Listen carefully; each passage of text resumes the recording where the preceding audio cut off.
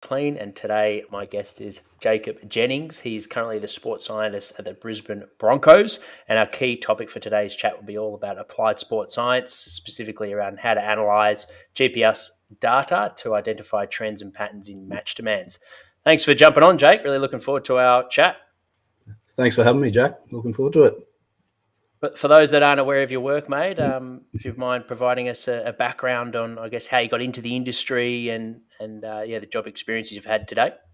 Yeah, sure. So as you said, I'm currently now the sports scientist at the Brisbane Broncos. But I think going back to where my journey started, I started as an S&C probably in about 2010, working around the place mostly in Brisbane in school roles and some semi-pro sporting professional club roles in Brisbane.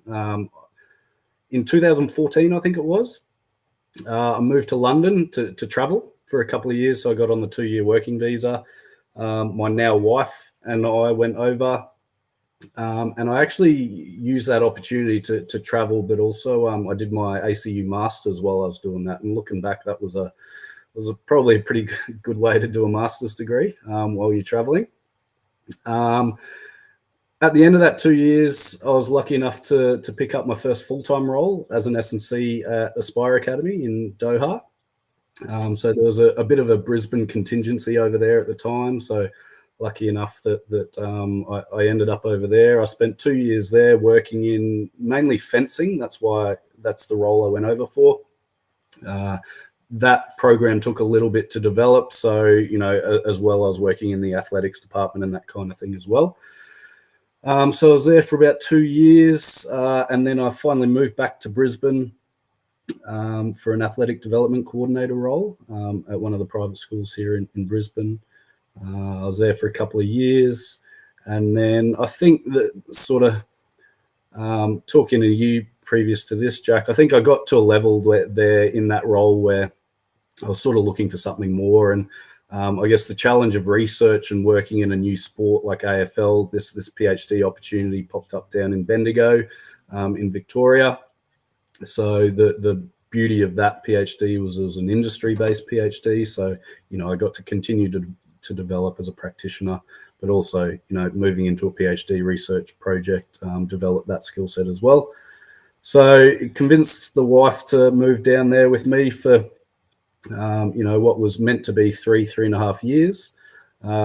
Ended up down there for about 2.5. Unfortunately, over the COVID period, so we didn't get to experience life as it would normally be. But then, with about a year to go on the PhD, this role at the Broncos came up, and I was sort of in two minds. Do I finish the PhD and then apply for roles, or do I start applying, earlier? And if something pops up, then, I'll make it work. So I was lucky enough to get this role, moved back up to Brisbane with about a year to go on the PhD. So I just had to drop that back to part-time. And I think, I'm probably a month to 2 months away from submitting. So that's a bit of my journey to now. Yeah, fantastic, mate. And what's the PhD on? And when you were in Bendigo, what sort of research were you looking at? So it was an industry-based PhD. So I was embedded in the Bendigo Pioneers, which are a NAB league. I think it's Coates League now. NAB league under 18 AFL program. So I was embedded there as their high performance manager. And then undertaking the research on the side. So the remit was sort of a part funded by the uni, part funded by the AFL. So the remit for the research was to have,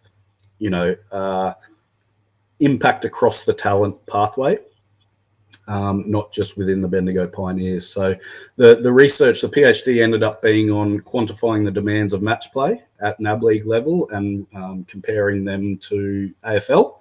And then also a second stream to it was looking at the characteristics associated with players being drafted or not. That's I think we've got 3 papers published. There's one last one that's in review at the moment, and then we did a big front end systematic review on GPS processes. But it's all tied together now, and looking to submit in the next month or so. Fantastic, mate. Congratulations. That will be, Thank yeah, awesome. Weight off my Awesome. shoulders. Yeah. Weight off your shoulders and proud moment once you publish it. Yeah. For those listening in, there may be some NAB athletes listening in. What were some of the key findings in terms of the difference between the demands of a game for a NAB league player compared to AFL? Yeah, so it's actually really interesting. I mean, so I guess if we go back, I'm looking at league-wide data. So a lot of the research in the literature at the moment, particularly around demands of gameplay, is usually done on one team. Or within one club on multiple teams. So, for example, Brisbane Lions up here, they'll do it within their AFL squad, but also their NAB League squad or under 18 squad. I got access to league-wide data, so it was pretty unique and gave some really good insight. Essentially, from a demands perspective, the under 18 game is shorter in duration, so naturally all of your absolute demands are going to be lower than AFL in terms of total distance, high speed running distance, very high speed running distance, and so on. But when you actually report it relative to game time, there's no difference. So, Yeah, right. Contrary to Working hard. popular belief, in time gone past, people would have potentially said that, under 18 game, it's not as intense as AFL. Our findings actually show that it is as intense as AFL, just doesn't happen for as much duration. What was different between NAB League and AFL was the peak periods of demand. So when we delve a little bit deeper and look at the peak 1 to 10 minutes, AFL is actually a little bit more intense than NAB League. And we sort of put that down probably to skill execution. Skill execution likely to be a little bit cleaner within the AFL, so you can actually move with greater intent and a bit more free flowing. Exactly. So that's sort of the conclusions from that paper. But really interesting, I guess, from a application side of things, for players making that transition from NAB League to AFL if they've been drafted, lucky enough to be drafted. I guess applying that information, could have implications for how a player is introduced into a program, for example. I know typically there's a 1, 2, 3, 4 year introductory program.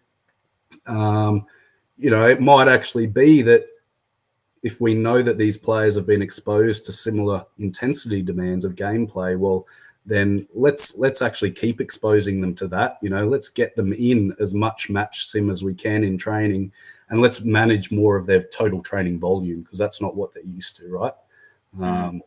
So yeah, that was sort of the main outcome from that big demand paper, which was pretty cool. Yeah, and that was across the board, like you mentioned, the volume, so work rate per minute from a meters, but also the high speed and very high speed. They were pretty consistent across the board. Yeah. So we did a massive, looked at probably about 30 metrics. Generally across the board,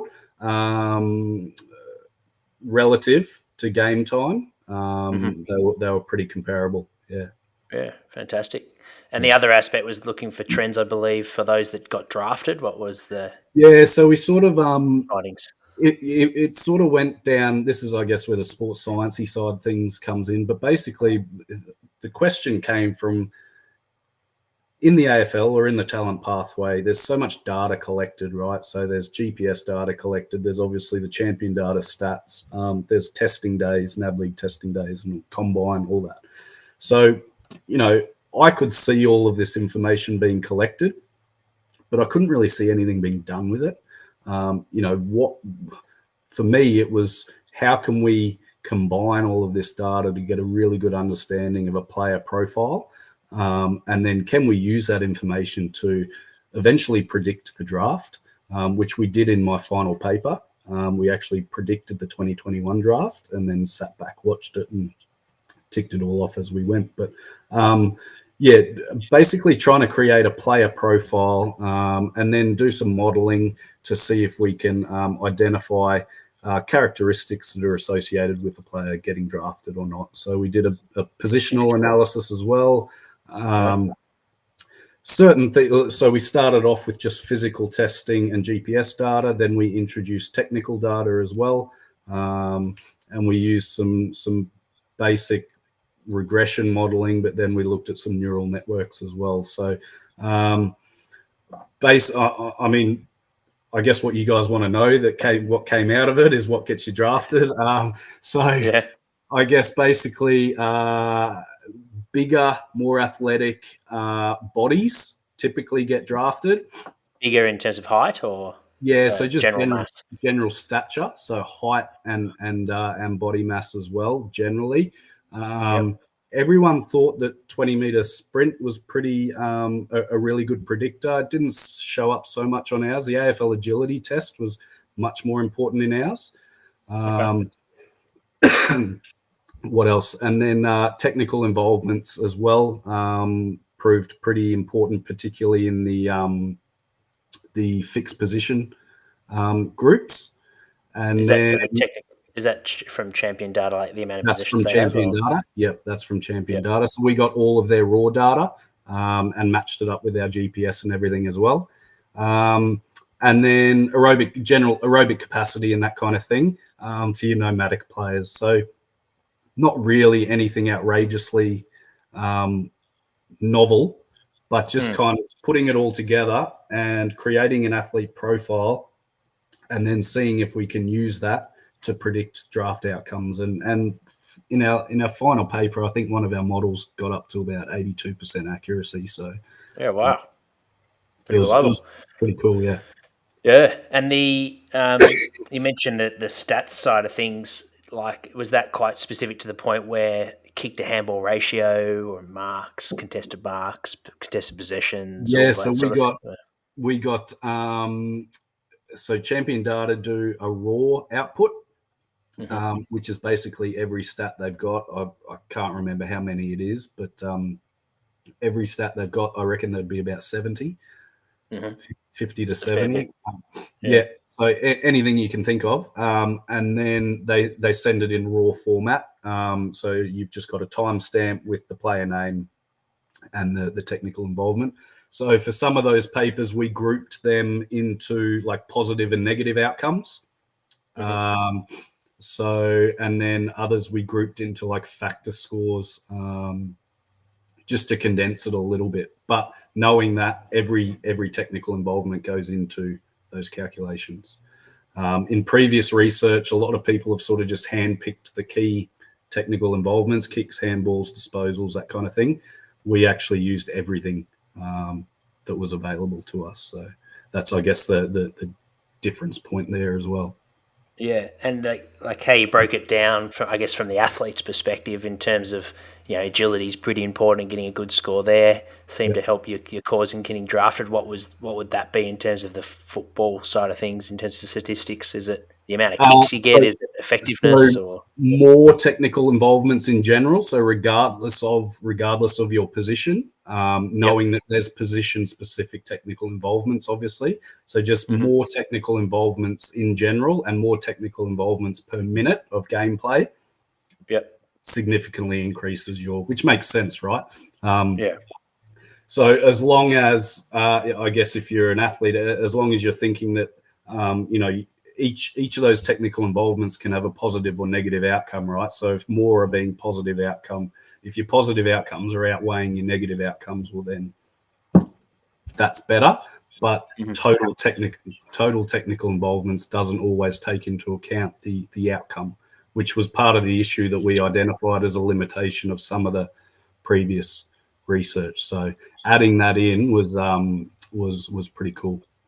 Yeah, and from that, like, after seeing that amount of data, like, how important to you, I guess, if you were working with the Bendigo Pioneers again and you're briefing the boys and girls there, like, how important is the combine and putting your best foot forward compared to, I guess, actually playing the game and putting your energy towards playing, like Yeah, how well, I much mean, you want to do well at everything, but yeah, I would never discount playing the game. Obviously, that's first and foremost. But I guess the unique thing about the combine or the NAB League testing day is all eyes are there. It's the one moment where everyone is there, and physical qualities do play a big factor in getting drafted.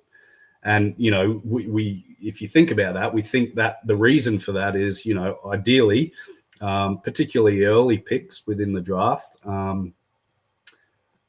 teams are picking players that are likely to be able to have more immediate impact, right? Come in and play sooner. So those are going to be the more physically developed players. Now, that's not saying that if you're not physically developed at the time of testing, then you haven't got a chance of being drafted. But what I'm saying is, particularly those early draft picks, then clubs are likely going to be looking for, players that can come in and have an early impact on their struggling list.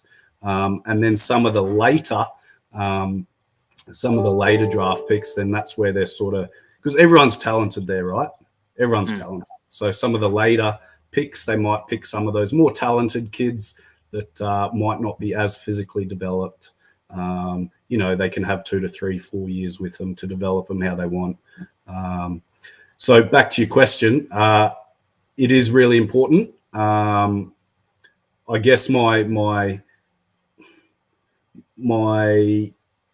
I know you ask about a pet peeve later, but my pet peeve would be training just for the combine. I think at that level, you've just got to train consistently, train everything, get better at everything, and let the rest take care of itself.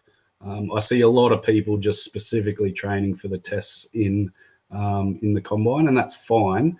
But I think you're potentially limiting your football development as well by just doing that.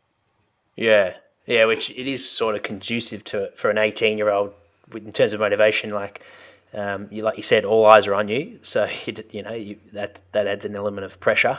But then the other aspect of it is it's so objective in terms of it's all timed, and you compared against your peers, so you can easily see how you think that that's more important than potentially your football performance, or maybe you do just distract your efforts towards putting in so much work towards testing well, and that might be taken away. And obviously, we're not suggesting that you do that, but put your best foot forward. Or I guess a takeaway for the footballers is the most important thing is the game.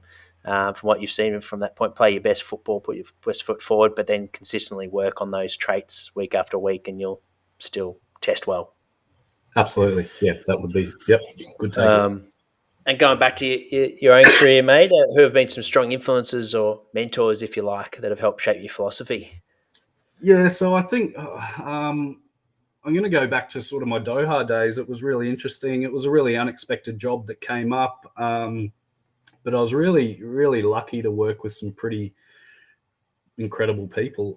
First and foremost, I think Alex Natira, who most of you guys will know. Above and beyond just being a good friend, getting to know him over there for a couple of years, and obviously he's an expert on multiple topics and world-renowned for those as well. But him personally, he's really good with the finer coaching and leadership stuff. So he's sort of been someone I've always spoken to and kept in contact with around that kind of thing, developing my leadership, developing my finer coaching skills. So him there from that perspective. Marco Cardinale and Andy Murray. So Marco Cardinale is still over there. He's at Aspetar now, but he was the head of physiology when I was there. And Andy Murray, who is over now in the NBA, I believe. He went to Oregon after Aspire. He was the head of sports science. So some of the things those guys were doing at the time, we were using Smarterbase, but they were doing a lot of external reporting or introducing Power BI was becoming a big thing then. And obviously over in Doha, we had access to all the tech you could ever imagine. But what they were doing, they were creating a lot of live reports, pulling data from Smarterbase and pulling and pushing them into Power BI, creating a lot of visualizations for coaches. A lot of coaches that didn't speak English or had poor English, so really challenged their visualization skills and their, I guess the challenge was, what information do we present to these coaches that don't have the language or with the language barrier? So those two in particular really opened my eyes to that side of things, and that gave me a bit of a thirst to sort of go. And we had access to a lot of data, so I was learning off those guys around those skills. Exporting from creating live reports, updating reports, dashboarding, presenting in Power BI, and that kind of thing. So if we think of this as a sports science chat, well, those two were pretty influential in my career around sort of exciting that interest in data and visualization, that kind of thing. Is that at that point in time? Is that where you started to, I guess, look into sports science? And not that you have to be a Yeah, sports scientist and an S&C, you can sort of be both. But yeah, um, yeah, yeah, when did you make the absolutely. shift?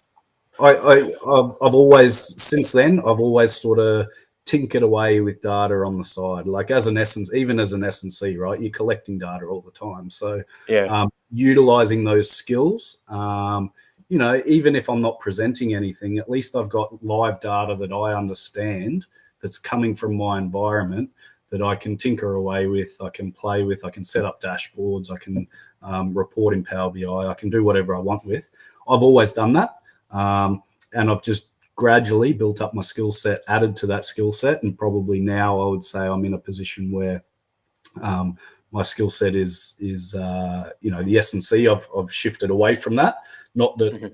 that's put away, but definitely now I'm getting a lot of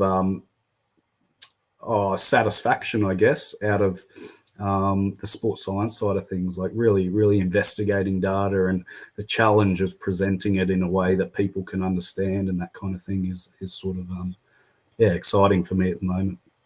Yeah, absolutely. And the highlights, I guess, over your career, like things that sort of spring front of mind that you're proud of. Yeah, there's probably a few. Early doors in my undergrad, the hamstring guys. I did my undergrad at QUT, and the hamstring guys, Tony Shields, and he had a few PhD students who are now big in the hamstring world at ACU and other various unis. They had one of my subject options was a research project with them. So they were setting up, they had the initial Nord board and they were doing all the research, return to play research and all that kind of stuff there. So I got to spend basically a semester with them. And I think they were pivotal, I think, in opening my eyes to applied research. Going through undergrad, you're always reading you're directed towards papers to read and that kind of thing. But these guys really opened, and what they were doing opened my eyes to sort of the applied world of sports science. So that was pretty influential. I think my time again in Doha opened my eyes to a lot of tech. I was very lucky that we had access to lots of stuff there. So any strength diagnostic tech you could imagine. And then I guess the practitioners alongside that as well. We had very good biomechanists and physiologists and that as well. I think my time in the NAB League was pretty outstanding, really. I think, the impact you can have at that level and in that environment coming in as a practitioner is really like you can't top that. And then I think having the ability to undertake league-wide research was pretty cool there as well. So I was having impact, on bigger things than just the pioneers. So that was pretty special. And then I think I touched on it earlier, but finally it was pretty cool, pretty surreal to be sitting back watching the 2021 draft on the couch with a beer, probably several beers, sort of ticking off those players that we had predicted to be drafted. The two previous studies we had retrospectively looked at. Here's the data. Did those players get drafted? Yes or no? This time we go, all right, these are the ones we think are going to get drafted. We ran our models, and then we sat down and we go, yep, they did. No, they didn't. So that was pretty cool and something I don't think too many people have probably done, to be honest. So Yeah, definitely yeah. unique, and yeah, pretty cool insight into, I guess, what's important. At the flip side, I guess, in elite sport comes pressure. What have been some moments where you've been significantly challenged, and or I guess, big growth areas over your career? What did you sort of learn from them? Yeah, I haven't been in pro sport for long now. This is my first pro sport gig, but I think, just in terms of my career, I've been in the industry a fair while now. I think what I sort of wanted to touch on here was probably around like starting out in the industry is bloody tough. Yeah. And they don't actually tell you at uni. They might now. I don't think they do. We get a lot of interns and that through, and there's everyone's kind of oblivious to how hard the industry is. So I came through. I came through S&C sort of at the stage where it was getting professional. So there was still a lot of like the forefathers, the Dan Bakers and all of them, the current ASCA board and all those guys in their professional roles. And there wasn't many professional roles, so they were all filled. And those guys still had a lot of time in their career to keep going. So that's when the internship era sort of started. All these teams and clubs were offering unpaid internships and that kind of thing. And I know that's still happening, but I just couldn't afford to do that. My personal circumstances didn't allow me to go and do an unpaid internship at a pro club. So I guess what I did was look for it probably contributed to me moving around a fair bit and doing various roles. But I think what I was sort of looking for was exposing myself to different sports, different environments, different coaches, and etc. Like if I couldn't go and do an unpaid internship in a pro club and just work my way up through there, well, then I wanted to expose myself to a breadth of experiences. So that's sort of how I overcome it. And I think it will put me in good stead in future. But I've been late to the party in terms of the pro sport. So I guess that's probably my biggest thing is for people out there who are wanting to get into the industry. By all means, it's a great industry to be in, but just understand, like you've probably got a number of tough years to go through before you get that full time. Yeah. 100%. That's great advice, mate. And like you said, if you're not hearing it at university, you're only going to know what you know. So until someone sort of sheds light on how hard it is, you can sort of learn the hard way sometimes. But I think that's great advice. There's many different roads to that full-time contract. And like you said, the more experiences you can sort of bank, it's going to set yourself up for when you do land that first full-time contract to make an impact. I guess moving to the topic of applied sports science, and the first one's quite a basic one, just to intro in the topic. As a sports scientist, how do you use GPS data to analyse an athlete's performance? Or do you, how do you sort of interpret So that? The GPS probably takes up, I'd say, 90% of my time. So it's a massive component of our program at the Broncos. So we obviously use it to monitor player workloads, both in training and games. I guess to a deeper level, we're not doing anything that other people aren't. To a deeper level, we use it to monitor squad intensity in key drills. So each of our training sessions in a week will have a certain amount or a certain number of allocated key drills.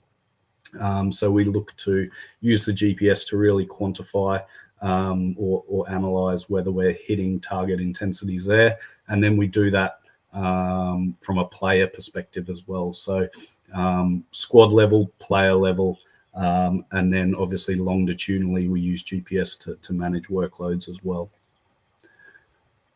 And from your point of view, in looking at football and then also rugby, I guess starting with football, what are some of the key metrics that a sports scientist should be across, and how do you sort of explain that to the athlete in terms of what it all means?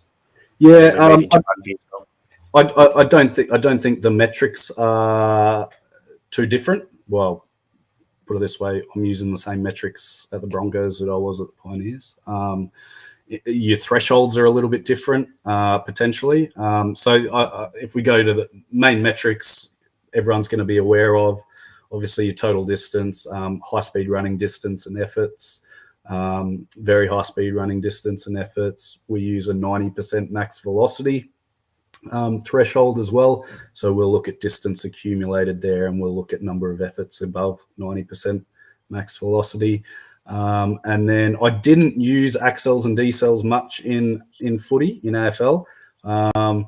We use it a lot more in NRL, and that's purely just because it's more an accel decel linear sport, so it makes sense to use them there.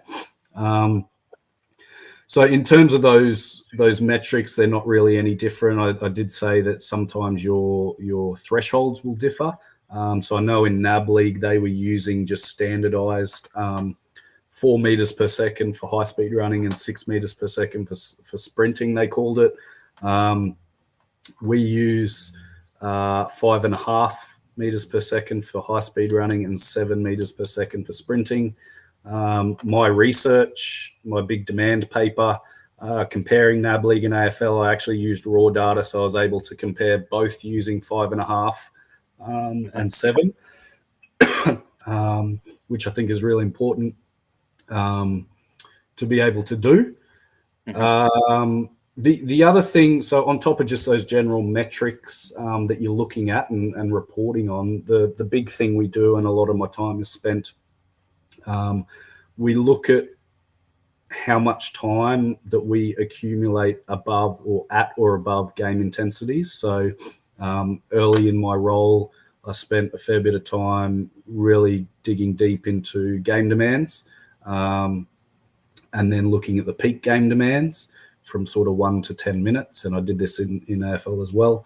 And then basically what we can do is from each training session or each main drill, key drill, we can sort of we can provide a target intensity for a player.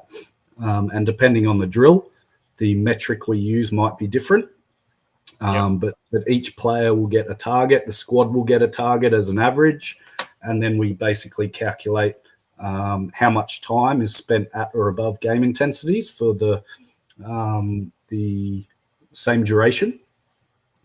And then we report on that.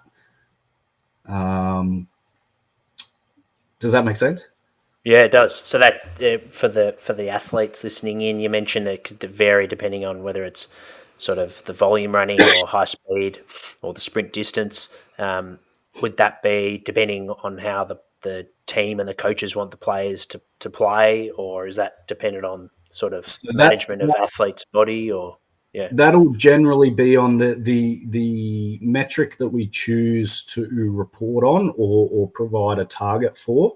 Will generally be in NRL will be based around what the drill constraints are. So if we're doing an arm wrestle, for example, which is basically just back and forth, we might do a 5-minute block. It's continuous. We would probably expect, or we would generally use meters per minute as the target metric there.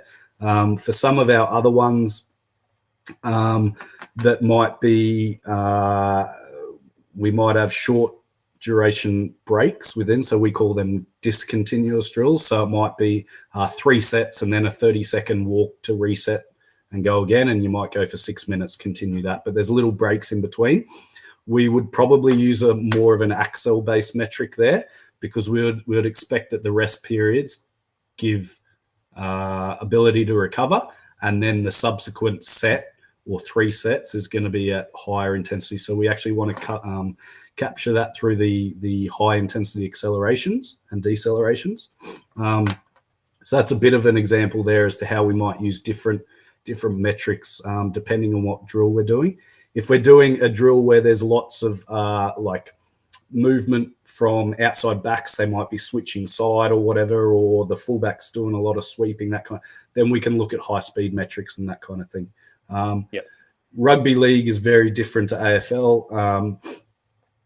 I guess one of the main points, it's really hard to manufacture an increase in intensity or an increase in pace in rugby league in training if you're doing 13 on 13, because you've got a defensive line in front of you. You get the ball, they're moving up straight away. So you've got 10 meters less than, probably 5 meters by the time you meet them. It's really hard to sort of manual or artificially increase the pace of the game. If you relate that to or contrastly to AFL, a lot of the work is done off the ball. Mm-hmm. So the contest is probably 10% of what's going on the field at any one point in time, maybe even less. So it's really easy to artificially increase the pace of an AFL game through work off the ball, through separation from your opponent, all that kind of thing, just movement up and down the field. So I think AFL is much more suited to the meters per minute metric than rugby league. In saying that, we use meters per minute a lot in rugby league because it's relatable, people understand it. But there are occasions where we need to bring the accel decel component into those equations as well.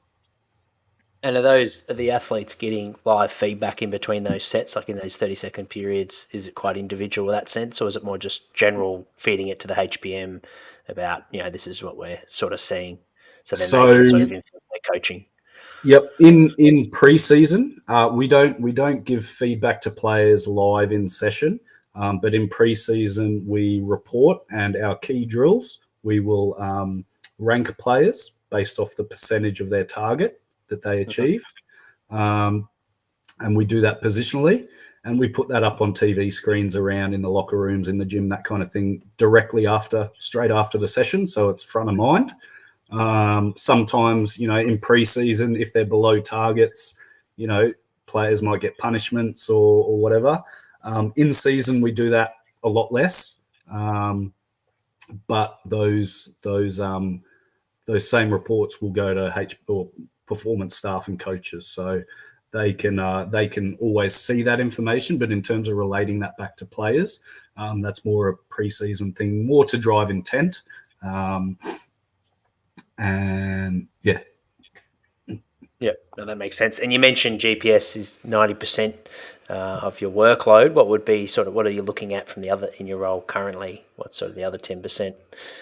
For me, I'm lucky. I've got an assistant who he does a lot of the, set up, pack up, that kind of stuff. So it frees me up with more time to be reporting, but I'm still fairly new in my role as well. I came in round 2 last year. So I've only had, what am I? Not even 18 months. So a lot of my other work has been around, I guess, automating my processes. The fact that I came in round 2, I really just had to hit the ground running and, present everything in Excel really simply. Basically, I spent the season getting it up to presenting everything how we wanted. And now I'm sort of tinkering away with automating everything, so it frees me up even more to be able to, whether it's get down on the gym floor, whether it's just being innovative, sitting back reading research, sitting back just thinking about things, how can we do things better, just trying to free myself up there, and I guess make the processes that are pretty labor intensive more efficient, and I guess less room for error in the process. Yeah. And you mentioned Power BI. What are some sort of other technologies that you found have been quite helpful for automation, I guess, from a sports science point of view, those listening in? Maybe perhaps they're studying or they're looking to sort of develop their skill set to one day be a sports scientist. What are some important things to get your head around? Yep. So Power BI has been great. I use Power BI every day for just sort of my summary reports. Feeding into that, and this was a skill I developed or started. Actually, I started tinkering with Python. So most people are familiar with R. Python's similar to R. I'm not going to argue one's better than the other, but I've just done most of my work in Python. So started tinkering with that when I got back to Brisbane from Doha. Just playing around with data manipulation in that. Then through the PhD, really developed that skill set because I was working with big data sets. I had to manipulate a lot of things. I had to merge data sets together, that kind of thing. And then I was dealing with a lot of raw data, adding in new columns and new calculations and that kind of thing. So Python was really crucial there to automate and quicken that process up. So Python or R, can both do similar things, but definitely those one or both of those coding languages have been super helpful. I use them every day. I use Python every day in my role at the moment. So I use Python I export data from, we use Catapult GPS, export it, run it through some Python script, and it basically separates it into 3 separate databases that then I run Power BI reports off. So it's been really useful in, I guess, automation, but also just keeping data clean. And then you use Power BI to visualize. In saying that, I do visualize some stuff in Python as well. So it's pretty powerful for that too. And then the other one's really just Excel. Like Excel is my go-to for every day, just tinkering. Anything I need a lot of manual capabilities in and quickly, I'll do in Excel. If I'm building something in Python, I'll always build it in Excel first so that I can cross-check and I know what my Python output is correct against my Excel. So those are the main ones. I know Power BI, competitor there, Tableau. I know a lot of people are using Tableau now as well. Those would be the main ones. Just get good in Excel, and then tinker. I'm not proficient in Python at all. I do a lot of Googling, a lot of on forums and that kind of thing. But I've got the ability I know what I want, and I know how to ask the right questions, and I know how to tinker. I'm at a level where I can automate anything that I'm doing at the moment. Yeah, that's a good segue for the next question. I guess along the way, you arise with new problems and need to learn. And I guess technology is constantly evolving with artificial intelligence now as well. And what's your most effective way to learn new skill? You mentioned Googling. Is there any courses that you've done over the time, online courses, or is it more about just trial and error and trying things out? I have signed up to a couple of courses. So if we use Python as an example there's a million courses online. And again, I'm not an expert at all. I did sign up to some courses. I lasted probably a week. I didn't last long. Essentially, my skill set was more advanced than starting off on those courses, but not advanced enough to do things on my own. So, but I always had access to my own data sets as well, and my own questions that I wanted to answer. So I started going on forums. Stack Overflow is a good one. Forums, and just basically putting in my data, asking people questions, and they would come back to me with answers. I shouldn't say this, but now ChatGPT is bloody amazing. You can put snippets of code in, and you can say, I've come up with this particular error. Can you help me problem solve it? Or you can put in a particular snippet of code and go adjust this code to do such and such. So I feel like a bit of a fraud there, but I think the beauty of ChatGPT or where I feel better about it is the skill is actually knowing what to ask it. So it's you got to prompt it. You got to prompt it. It's the same with Stack Overflow, like same with asking other people. You got to know what you want, and you've got to probably have had an attempt, and then use that to sort of fine tune. Or in my early days when I was coding, I was doing very longhand coding, I would call it. So you can use that sort of thing like ChatGPT to tidy it up. So that's been a really good tool. That's been a really good tool for my assistant as well, in that he can see my code snippets, he can interpret them and understand them, and then he can go try and replicate them with his own data set or a different data set, or try and manipulate it to get a different variable and that kind of thing. So it's helped his learning as well.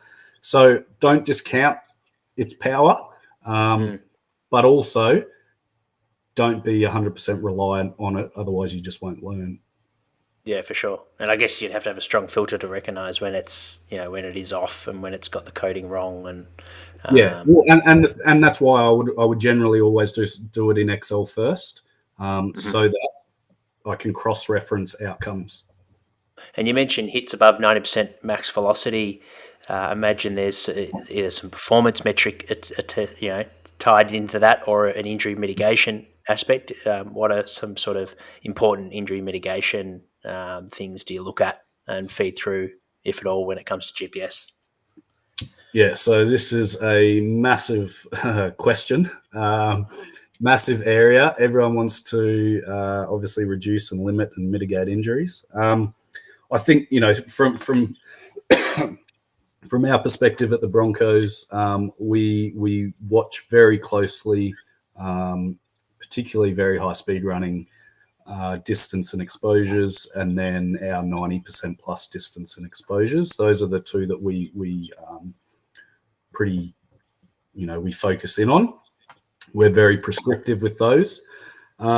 But I think first and foremost, you just got to understand the demands of the sport that you're playing, right? So for me, my biggest, my remit is being able to provide data to the decision makers or the people that are programming and running sessions so that they've got access to relevant data in a timely fashion, so that they can program more efficiently and more effectively. That's how I see my role. So I think from a resilience or injury mitigation, the biggest thing is if you've got to have access to that data.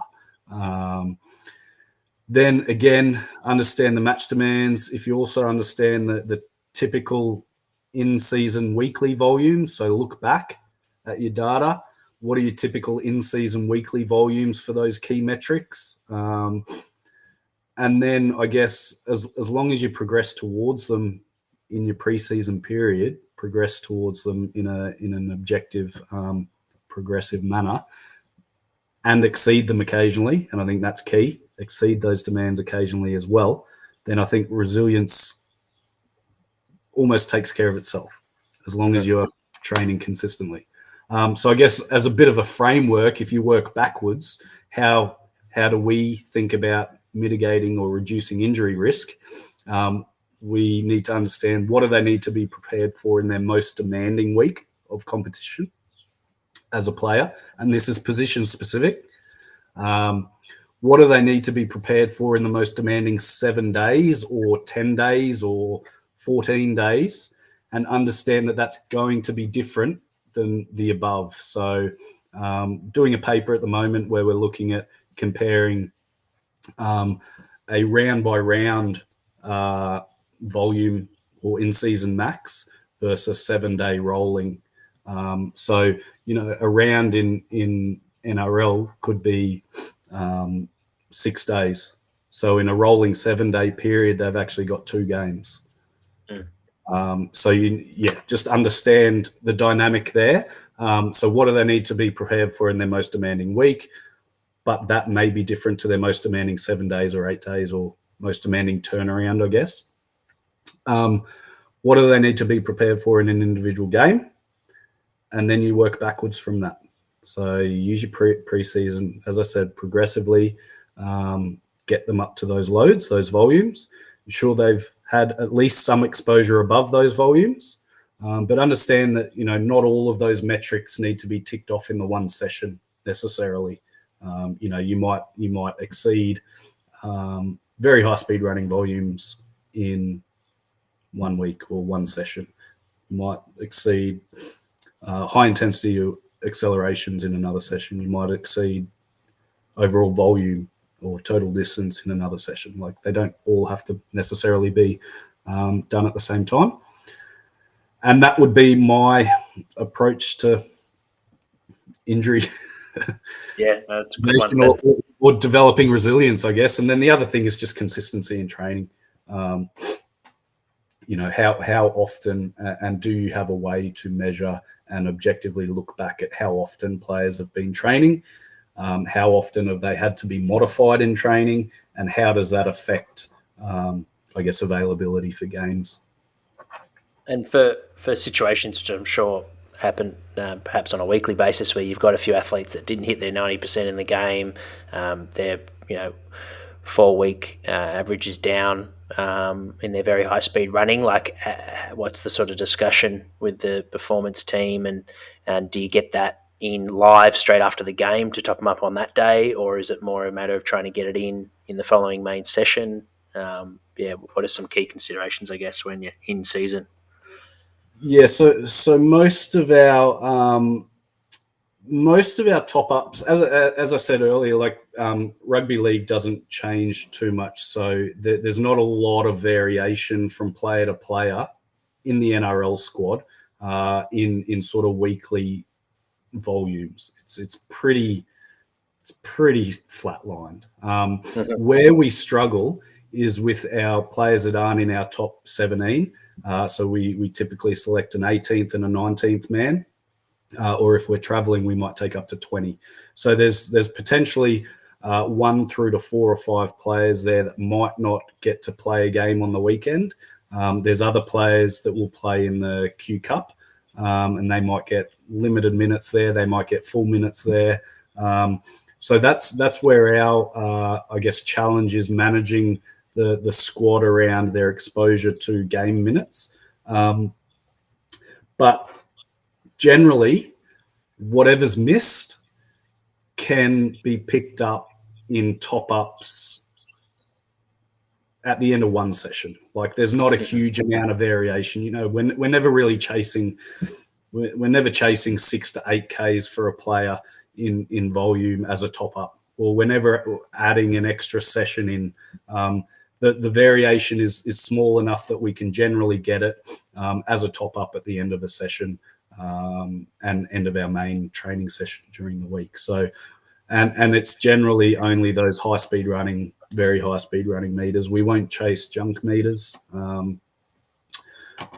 That might be different in AFL. Well, I'd suggest that is different in AFL, but not. We don't do that in rugby league. Yep, no, that makes sense. And I guess for sports scientists new to using GPS, what are some common mistakes early on when you're sort of getting used to using it, and I guess your engagement with athletes, and how can you sort of rectify those, do you think? So, touching on your point there, engagement with athletes or engagement with whatever stakeholder you're presenting the data to. I see a lot of reporting in sports science, or by sports scientists, that is just day-to-day reporting. So it's a report on the training session. It's a report on the drills in the training session. It's a report on the game. It's a weekly report. What you need to, or where I think, no, what you need to do, in my opinion, is always relate it back to something. Okay, so for us, we do a summary report for our training session, but our key drills, we relate back to game intensity. So coaches know that if a 4-minute drill was done, they know that every player that did that drill, they know what intensity of a 4-minute period of play or passage of play in a game that player reached in that drill. So we're always relating our drills back to gameplay. We do that for the players as well. A game report. Where does that game how does that game relate to where round 60, or our last game was round 15? How does that game, on top of the individual game summary, how does it relate to the 14 other games that have come before it? Or how does it relate to the same opposition the year prior? So relate it back to something. Otherwise, it's meaningless. And that's where your longitudinal databasing, so going back to part of using Python, is to set up these longitudinal databases that we've got access to all of this longitudinal data. We can always look back and relate to something. So our game data, I will have, I've got one visualization for our game data at the moment, which is just a 4 quadrants. I stole it off someone else in terms of the idea, but it's just 4 quadrants. We've got total distance down on the x-axis, meters per minute on the y. And so it's basically a top right quadrant is high volume, high intensity. Bottom left is low volume, low intensity. Where does each game sit? So quickly, coaches can go, okay, well, start of the season, everyone was sort of down the lower volume, low intensity.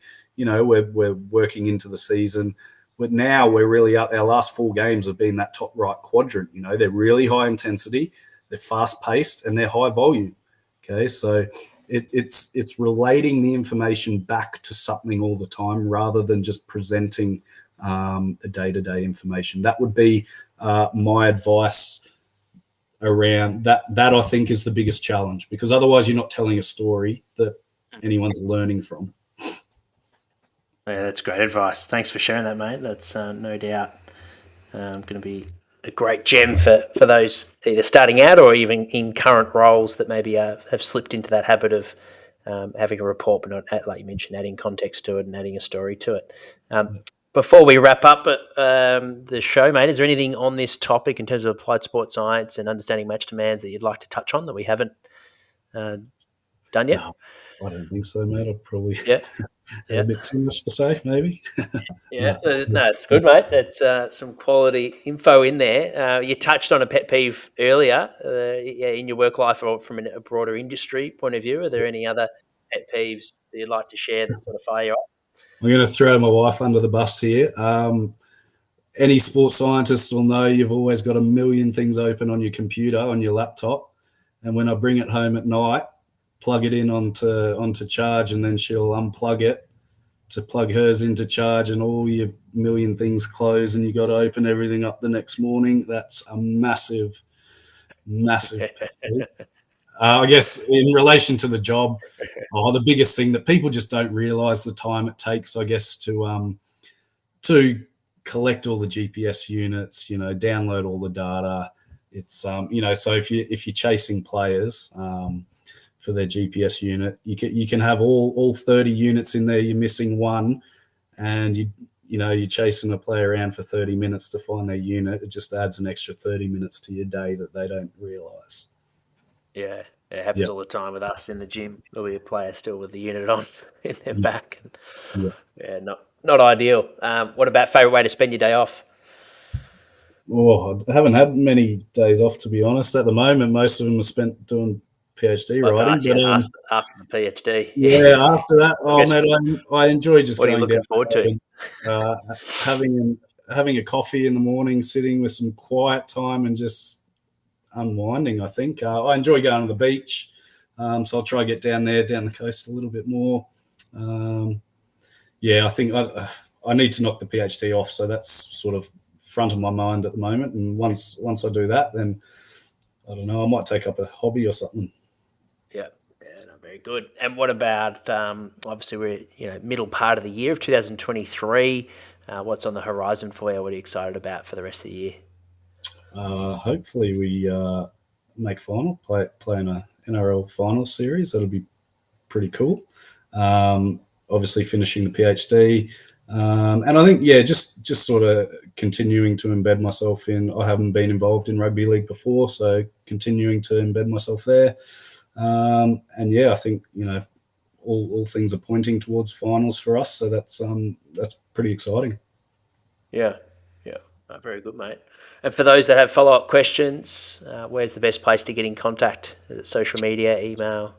I'm on all social media. I don't really use it much. I'm on Twitter. I don't even know what my Twitter is. I can find and add in the show notes if you like. Yeah, you can add my Twitter. Otherwise, my Broncos email is fine as well.